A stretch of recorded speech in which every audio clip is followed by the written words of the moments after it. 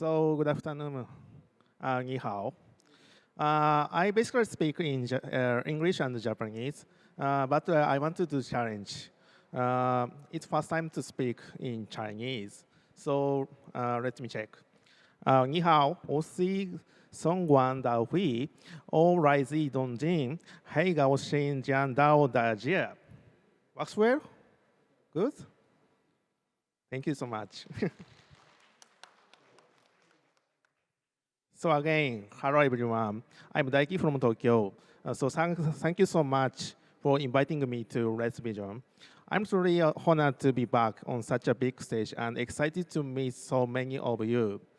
And also, I want to say thank you to Frito. Thanks to Frito, I can understand Mandarin with Japanese. So I want to try to speak this presentation with English and sometimes in Japanese.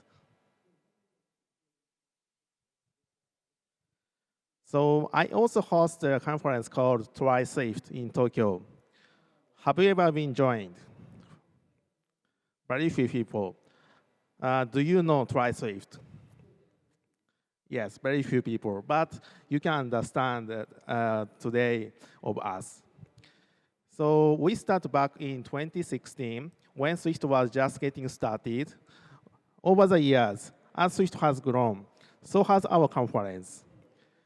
Thanks to the support from so many people, it's now one of the world's leading Swift conference. This year, we've got a fantastic lineup of guest speakers and selected talks. I'd love for you to join us next month in Tokyo during the beautiful spring season with cherry blossoms in the full bloom. I wear another hat too. I work as a software engineer at a ride-sharing company called Newmo. We are building a new taxi and ride-sharing service in Osaka, Japan. In China, I hear that unmanned robotaxi are already on the road, also in Shanghai. And I'm really excited to be experiencing. I remember the thrill of riding a Waymo in San Francisco last year. Today, I'm going to talk about the technology we are using at Newmo for driver identity verification. In general, it's called eKYC, stands for Electronic Know Your Customer Process. When a driver starts their shift, we do a roll call to make sure that the person operating the vehicle is the same one whose driver's license and photo are provided. In other words, we needed to perform face recognition to verify their identity. Let me talk about why we need to do eKYC for the person. When you recognize the others, where you look at, this is my picture, and of course it's me. But why you know it's me? When I try to hide my face, it became more hard to recognize who it is, except who knows my hoodie. Yes, we recognize people with many faces.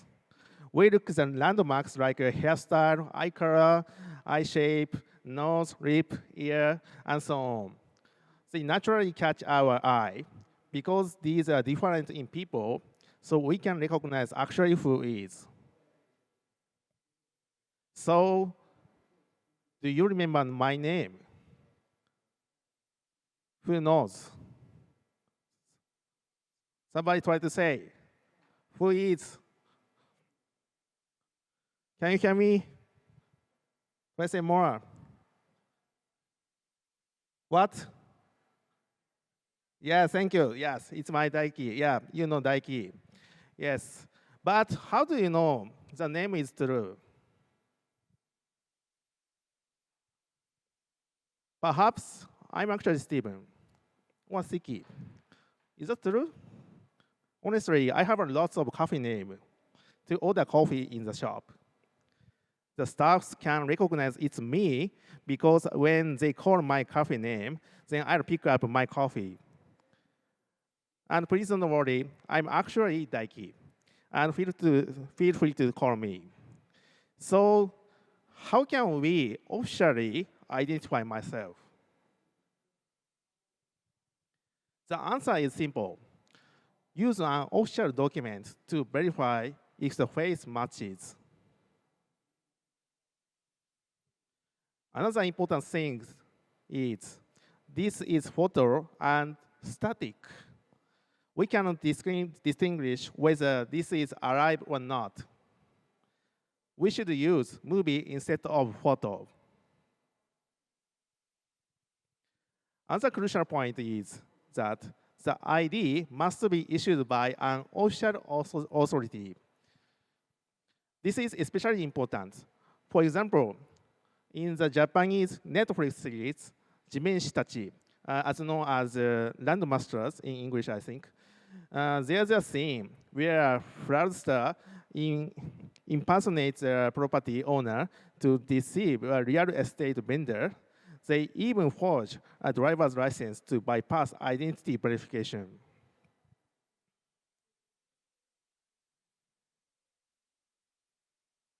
Oops. Oh, sorry. When the stakes are this high, using techniques like reading an IC chip to authenticate documents makes perfect sense. In Japan, there have been cases where fake IDs were misused by forged printed information. Given these risks, our app must implement a strict and reliable identity verification process. If you want more details, you can look up NIST SP 863A. It is a set of digital identity guidelines that define identity assurance levels. So IAL1 means no identification needed. IAL2 means need remote or physically present identity proofing. And IAL3 means must be verified by authorized representative. By referring to this document, you can determine whether strict identification is necessary for your case. So here's the deal. Here's the deal. Identity verification usually involves four main steps. The first one is face recognition to recognize face in camera. Second one is face matching, comparing the face captured by the camera with the reference image, like a driver's license photo. The third one is liveness detection, confirming that the face isn't just a static photo, that it's a live, moving person.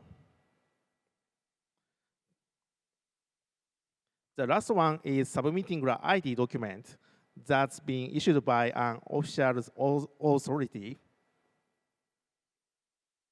The first one is face recognition. We capture an image from the camera and use the vision framework to detect where the face is in that image. We then check that the facial landmarks, like the eyes, nose, and mouth, are correctly identified. Typically, this process involves 4 steps: using AV capture to grab an image from the camera, passing the image to the vision framework to detect the face rectangle, running another vision request to detect facial landmarks, checking that the landmarks meet our condition to confirm we've got good, valid face. First, we set up our camera. We configure a capture session, get our camera device using every capture device as the inputs to our session, and then set up the outputs. We make sure to use the 32 BGRA format, assign a sample buffer delegate, and add a preview layer. It's so messy. In our delegate, we receive the image buffer, then we use VN image request handler to send our image to the vision framework. For face detection, we use VN detect face rectangles request. For facial landmarks, we use VN detect face landmarks request. Both return VN face observation objects, but they differ in what information they provide. In the case of a rectangle request, you can determine the position of the face rectangles in the image using the face's bounding box. It also includes the information about the face's angle. So you can, for example, determine if the face is facing forward. For landmark requests, you obtain the facial landmarks. Each landmark comes with its own properties, and the landmarks in the image are returned as a set of points. Using this normalized set of points, you can determine whether the eyes are open. But since they are returned as a point clusters, you can only judge this by applying empirical threshold based on the aspect ratio. The same approach is used to determine the state of the mouse.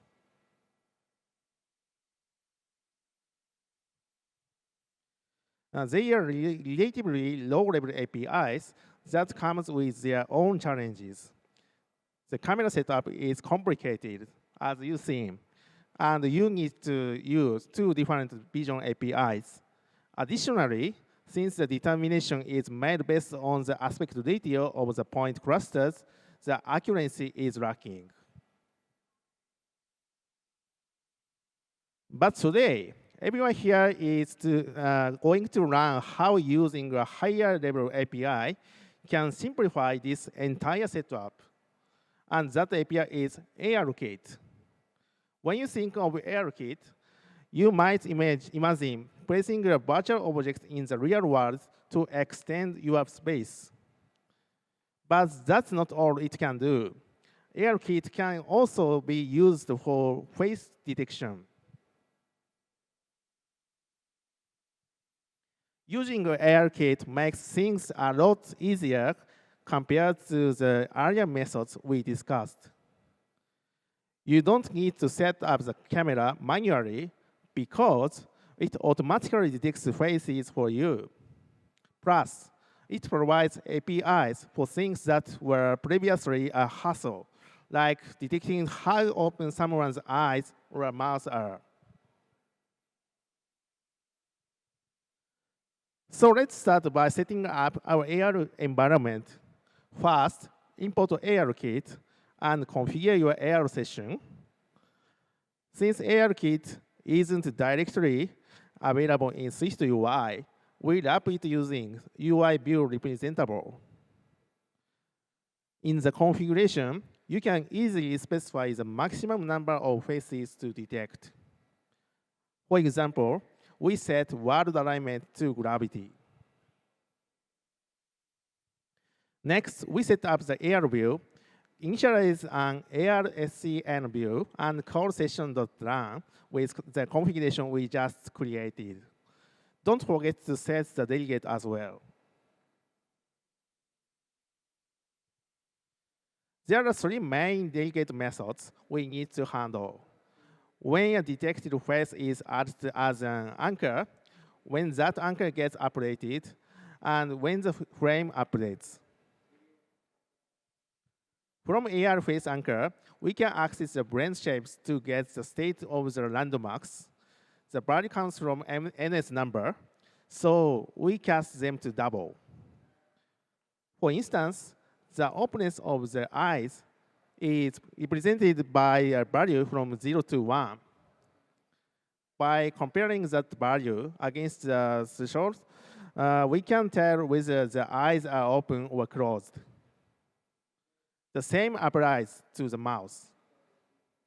We determine its state in a similar way.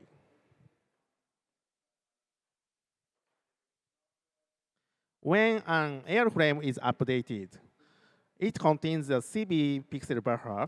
We pass this buffer to VN detect face rectangles request to get a VN face observation, which gives us information about the face position and even its orientation. Earlier, we just used the closure, but I've applied this work with the Swift concurrency. The Vision APIs is a bit dated when it comes to async await, but by using continuations, we can abstract that away. As for determining the face orientation, we follow a similar approach as before, but with some modification in this logic. We filter based on the observation confidence value, and we've introduced a type called angle for pitch, yaw, and roll.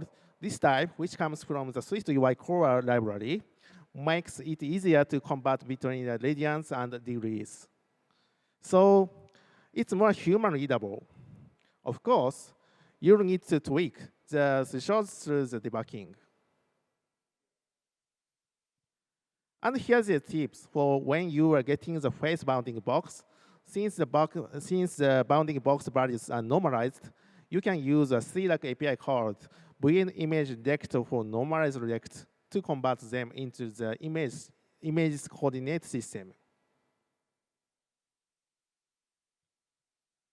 One important point, airface anchor gives us 3D geometry information. However, when you try to convert that 3D data into a 2D image, it can introduce distortions, much like projection the globe onto a map. That's why, for accurate 2D face detection, we prefer to use the CB pixel buffer from AR frame, which gives us the undistorted image directly from the camera. So far, that was our face detection using ARKit. As you can see, it's much simpler compared to the traditional setup and allows for more accurate detection. Now, let's check actually detect a face and verify the face is looking straight ahead. So I'm doing a demo.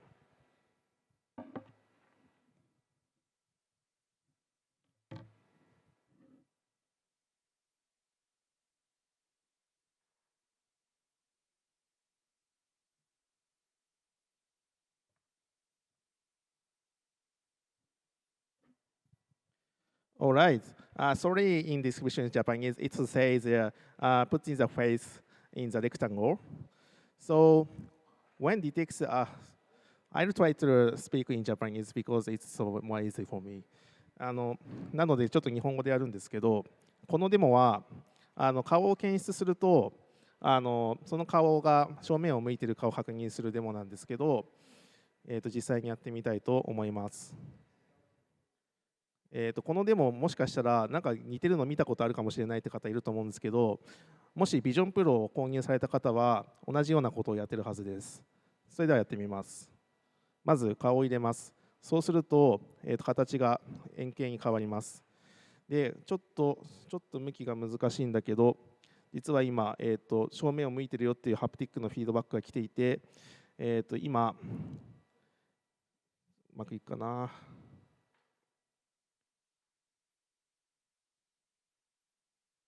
デモっていうのは本番で失敗するので難しいんですけど、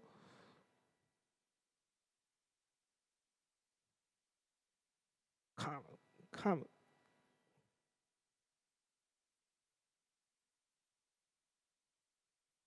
なかなか来ないですね。うまくいくとチェックマークがつくんですが、もう一回やってみましょう。顔が外れるとこのように戻るんですけど、もう一回顔を入れてみると、OK、チェックマークがつきました。チェックマークがつくと、パシャってこうシャッターが降りるアニメーションがあります。ちょっともう一回やってみますね。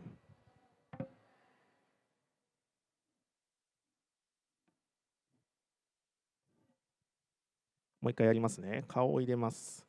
正面を向きます。これで、顔を検出すると、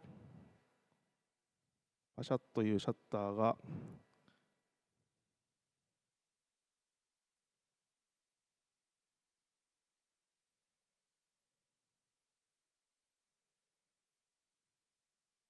そして接続が切れましたね。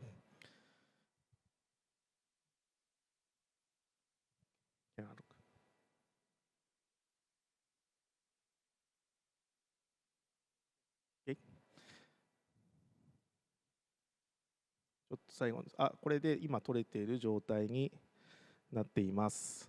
というわけでデモ終わります。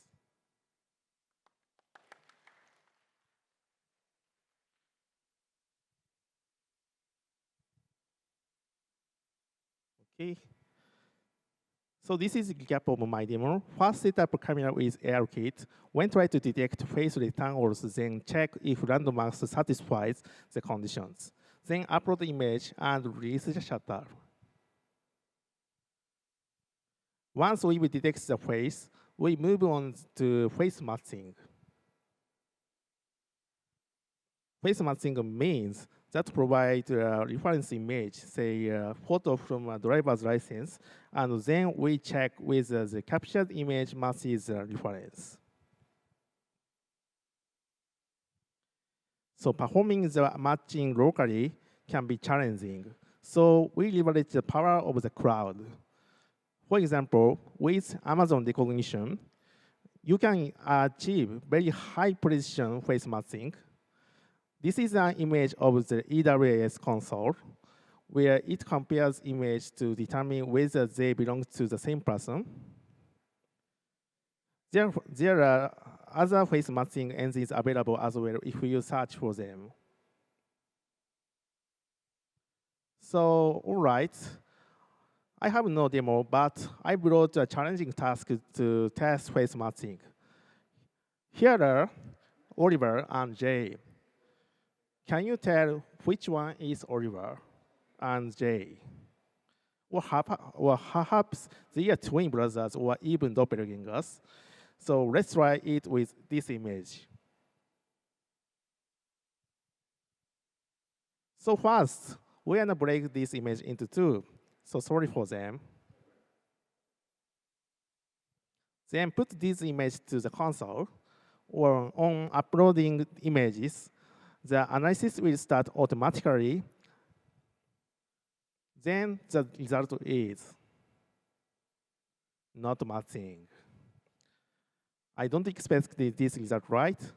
One thing I can say is they don't have to ask their mom. Let me check the response with JSON format, and the similarity is only 60%. They are totally different persons.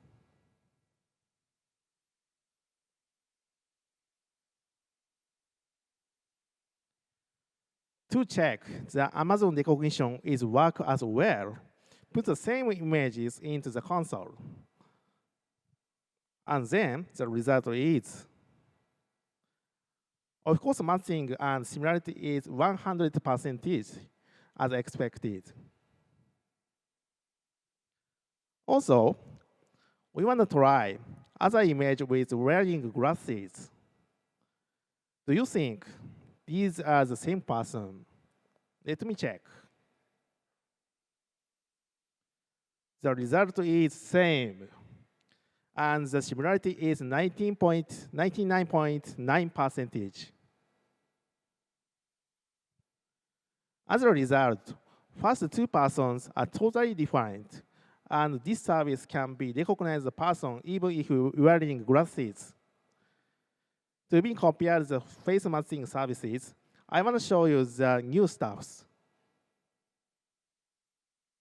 The first one is FRR, which means how much rejections occurs even if they rate the same person.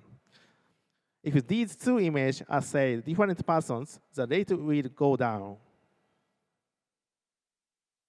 On the other hand, the FAR shows how much accept occurs even if they are different persons. If these two images are matched as the same person, the rate will go down. So these rates are important indicators to evaluate the biometrics authentication works well, and the services works well. Happy to say, Amazon recognition are enough to use face matching with high rates. You can try Amazon recognition with getting credit from the person who comes from AWS. But even if the face matches, that doesn't guarantee that the person is real. We need to confirm that the person in front of the camera is live. To do this, we prompt the user to blink, smile, open their mouth, or move their head. We don't just check one frame. We look at several frames over time to verify continuous movement. For example, we determine the face orientation by using the absolute values of pitch, yaw, and roll to decide which angles represent its direction. ここはちょっと日本語で補足もしていくんですけど、もちろん向きを取るんですけど、重要なことはこれを一つのフレームで行うんじゃなくて、ちゃんとその指示された向きが変わっていることを、プログラムで検知をして、その人のライブネス性を確認するということが必要になります。On the top of that, one exciting approach for combating deepfakes is use DIPS data. With heavy DIPS data from true depth cameras or LiDAR, we can capture 3D depth information. Since deepfakes are primarily created by manipulating 2D images, they often lack natural 3D depth or show abnormal depth patterns. By comparing the depth information with 2D image, we might be able to detect signs of forgery. Even if we nail the face matchings and liveness checks, we still need a trustworthy official ID document to verify someone's identity. It's not enough to just look at the printed details on an ID, since those can be forged. If an ID has an IC chip, using NFC to read it ensures that the printed information and the chip data match. There's also growing interest in mobile documents like MDL and MDoc. In Japan, we are even working with Apple to integrate ID function into Apple Wallet for safer identity verification. After release of that, our residents can identify their service in the app more safely and keep credentials in private.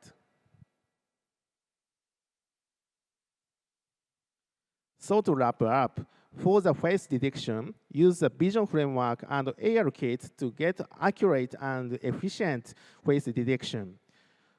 For the face matching, combine local feature extraction with cloud services to verify identity. For the liveness detection, use user gestures, multiple frames analytics, and DIPS data, like AB DIPS data, to fight deepfakes. In the official ID verification, always confirm identity with a readable officially issued document using additional checks like NFC. Integrating all these processes gives us a robust system for identity verification and effective deepfake countermeasures. That is my talk today. And so I have a gift for you. So this code can be used when you plan to come to TriSwift 2025. So you can use this code with a discount.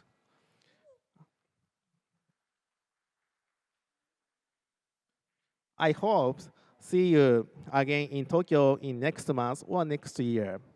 If you want to join us this time, you can buy ticket with discount code.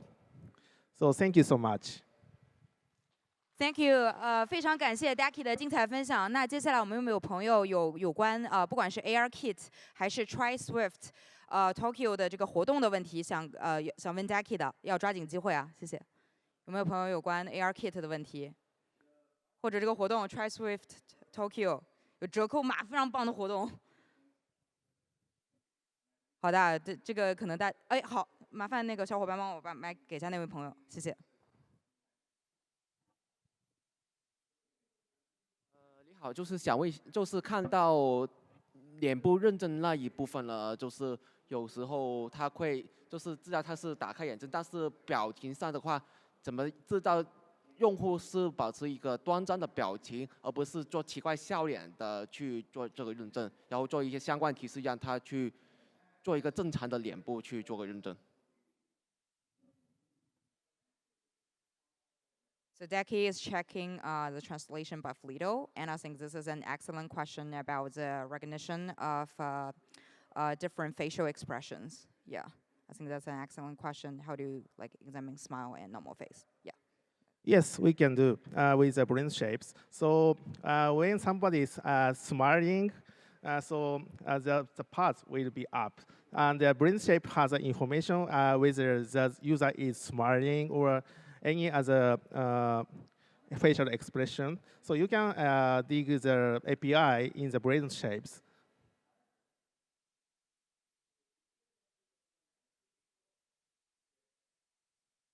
Are you okay?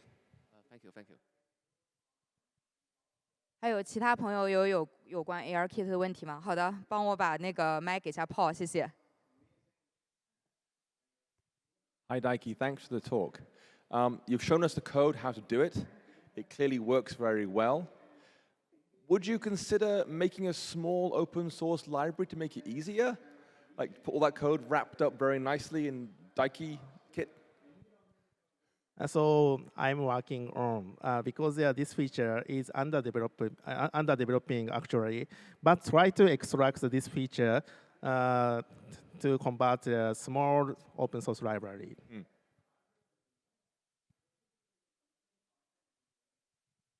Daiki Kit is sounds good. 好的，还有其他朋友有问题吗？如果没有的话，其实也很欢迎大家在台下跟 Daiki 多多交流，然后不管是有关 ARKit 的面部识别的，还是 Try Swift Tokyo 的，都可以多多交流。谢谢，再次感谢 Daiki 带来精彩分享，谢谢。谢谢。